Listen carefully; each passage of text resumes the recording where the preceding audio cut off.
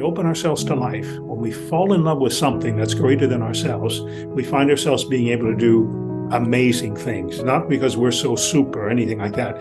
Life, love, the grace of God brings all of this into our lives. A lot of us can learn to talk about things, but it's walking the talk that matters.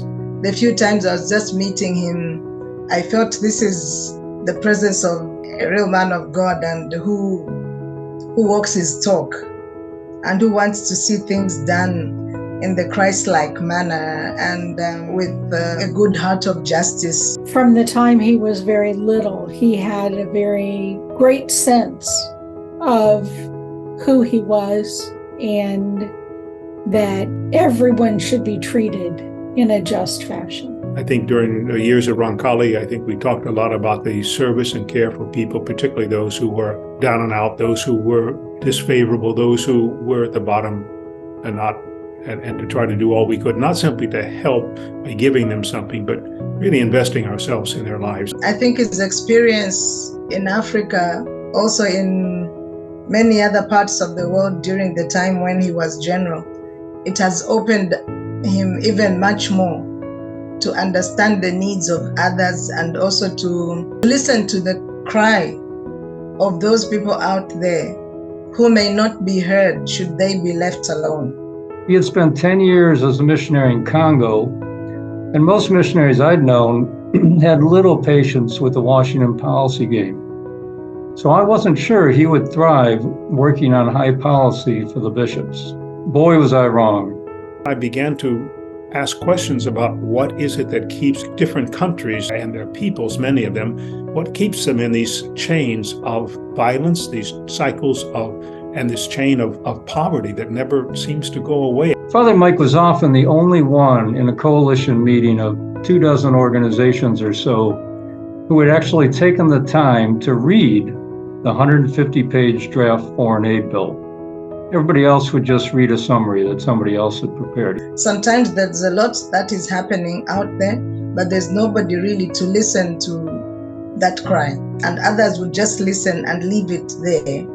But I think Brother Michael is one of those people who would not just want to leave somebody unattended to. Something has got to be done. Something has to be moved. As someone who had an excellent academic background, he has an earned doctorate and has studied hard, and he brought all that to bear to help people as I would say, an advocate, so to speak, and to give voice to people who don't get into these circles, either in the worldly societies or even in the church.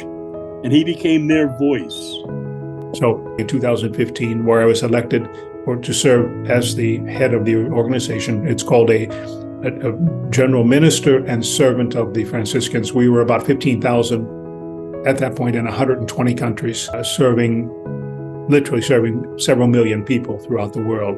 His position as the minister general would put him in the Pope's company different times throughout the year at special events. It would be very similar to what people would popularly conceive as a cardinal or an archbishop. But for both Pope Francis and for Michael, this was really a friendship. They saw a compatibility in one another. And he learned from the leadership he saw in Pope Francis. I'm sure Pope Francis would say that he learned from Michael. And so I did that until 2021 in July, when I asked no longer to continue. I thought they had enough of me. You don't let the fish cook too long, or the meat cook too long. It gets dry, old, and no one wants to taste it anymore. But now he gives another type of example. Michael now is just a regular friar. He has no titles, he has no position, and he's returned right to the community that he used to lead, and now is an active member. Service is all about caring for other people, and he takes that to heart and lives it. We need to think that way, because life is coming at us. It's not behind us, it's in front of us. We need to allow the life to continue to lead us to something new, or even if we're stay in the same place, let's not look at it the same way. Let's do what we need to do to keep looking at it differently and looking at it in a way that's going to bring life generating life. It's like exercise. You do exercise in order to produce energy, and that energy then becomes energy for life. So I think it's the same thing. Brother Michael, wow. We are so proud of all that you've done in your ministry and years of service to the church.